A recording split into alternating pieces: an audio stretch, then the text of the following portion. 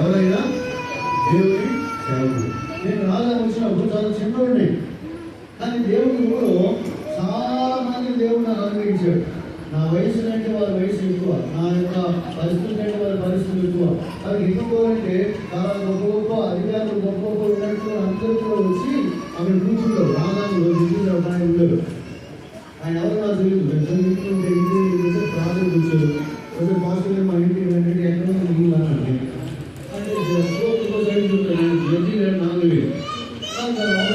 Judge గారు ఆయన ఎక్కడ కూర్చున్నాడంటే హాల్ కూర్చున్నటువంటి ఆ యొక్క గోల్ దగ్గర కూర్చున్నాడు. రాగానే చూసి ఇప్పుడు ఆయన పోషణ ఆఫీసు, రకరకాల ఆఫీసులు, రకరకాల మనుషులు అందరికంటే నేనే తక్కువ, నేనే చెప్పాడు. కానీ వారు ఏం చేశారని ఇతను దైవ సేవకుడని మనసులో వారు ఏం చేశారు, దేవుడు వారిని ఆస్వాదించాడు. ఇంకో మంచి మాట చెప్పేస్తున్నారు ఆలోచించండి. నా దగ్గరికి వచ్చిన స్టూడెంట్స్ అందరూ కూడా ఆ చదువులు గొప్ప, నేనే చదువులు తక్కువ. కనుక వాళ్ళందరికీ దేవుడు మందిరంలో మీకు ఎంతో అవసరం లేదన్నమాట. ఆ యొక్క స్టూడెంట్స్ అందరూ కూడా ఆదివారం మందికి వచ్చారు. ఆదివారం రాత్రి పడుకున్నంత వరకు మందిరమే ఉండదు. ఎందుకంటే పుస్తకాలు తీసుకోవాలి కదా చదువుతున్నాను. ఆదివారం ఎందుకు తీరాడు, ఎవరు బుక్స్ ఎవరు చదవలే.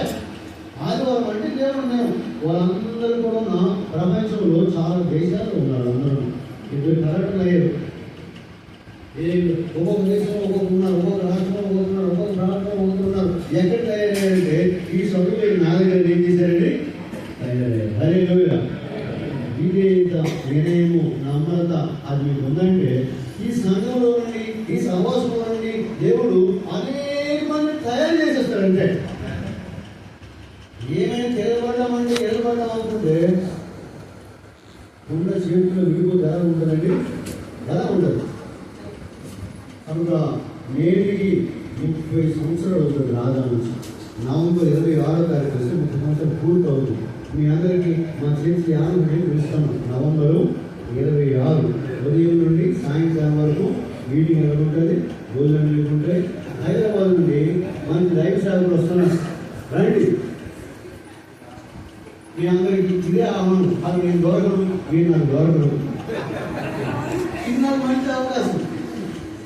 నవంబర్ 26 ఉదయం 10 గంటల నుండి సాయంకాలం 4 గంటల వరకు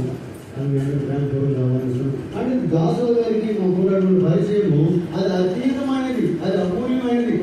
రాత్రి 10 తర్వాత ఫోన్ చేసేది గారు గారు ప్రార్థన చేయండి. కనుక ఎప్పుడు వచ్చినప్పుడు వచ్చేవారు, ఎప్పుడు మేము వచ్చేవారు. లాస్ట్ దినాల్లో మా చిన్నప్పుడు నేను వచ్చాను. వస్తే కూర్చున్నారు. మంచి మంచి ఉండలు తెప్పించాడు, చిన్నోడు ఇచ్చాడు. తీసుకోవయ్యా తినేయమంటారు. అదే మా చిన్నవాడు సేవకు ఇచ్చాడు. మేము వచ్చాం. చూసారా ఎంత కాలం పరిచయం అయితే కాలం ఆ పరిచయం ఎందుకు వచ్చిందండి. ఇప్పుడు మా తోటి సేవకులందరూ కలిసి ఈ స్థలంలో ఉన్నామంటే ఆ పరిచయం ఆనందం మాకు ఎంతో.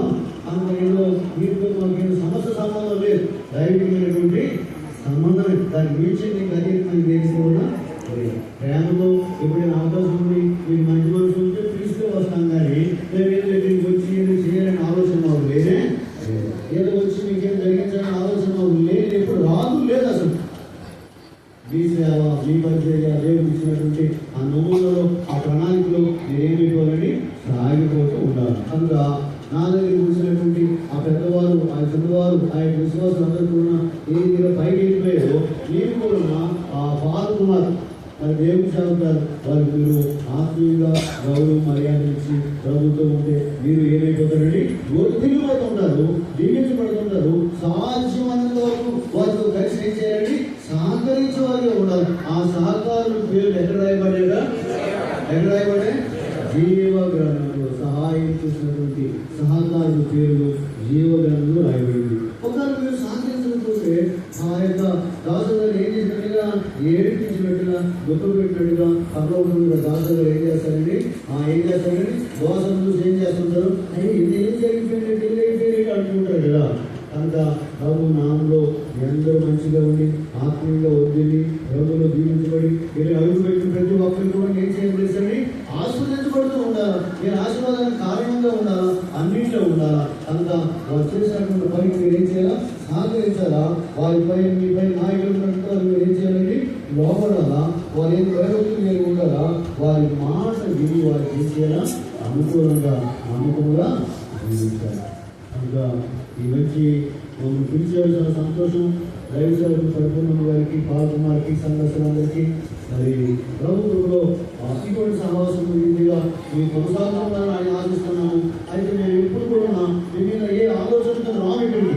అందుకని ఏ ఆలోచనతో మేము రాము. మాకు మీ మీద ఏ ఆలోచన లేదు. మీ మీద ఏమి కూడా మేము అడ్వైస్ చేయడానికి ఇక్కడ రాము. ఎందుకంటే మీరు పిలిస్తే ప్రభుత్వంలోకి వస్తాం. కానీ మీకని మీది మాకు చాలా పనులు ఉన్నాయి, చాలా కార్యక్రమాలు ఉన్నాయి, చాలా పరిచయాలు ఉన్నాయి. ఇంత వర్షం పడినప్పుడు కూడా ఇంతమంది శ్రీమంతి చాలా మంది రావాలి. అందరూ రాలేదు. ఎంత దూరం నుండి వచ్చారు సేవకులు, ఈ ఎస్కాట్ నుండి వచ్చారు, ఇంకా రకరకాల స్థలాల నుండి చాలా మంది వచ్చారు.